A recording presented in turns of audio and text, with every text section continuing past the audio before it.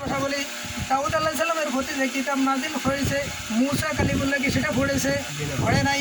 মুসা কালিমুল্লাহর প্রতি যে কিতাব নাজিল হয়েছে, ঈসা রুহুল্লাহ কি পড়েছে? পড়ে নাই। ঈসা রুহুল্লাহর প্রতি যে কিতাব নাজিল হয়েছে, মুহাম্মদ রাসূলুল্লাহ কি পড়েছে? পড়ে নাই। কোনো নবী কোনো নবীর কিতাব পড়ে নাই, আবার কোনো নবী কোনো নবীকে গালিও দেয় নাই। প্রত্যেকটা নবী যুগে যুগে কিতাব হয়ে জগতে এসেছেন, ওনাদের জবানের ভাষাই আল্লাহর ভাষা।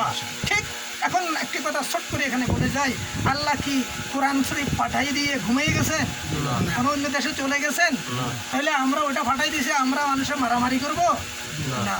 আল্লাহ আছেন তো, হাইয়ুল কাইয়ুম, তখনও ছিলেন, এখনো আছেন।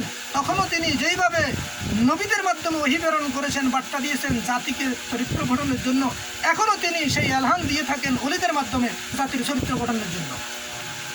কথা বুঝতে পারছি? এই জন্য আমরা ওলি আল্লাহদেরকে মানব।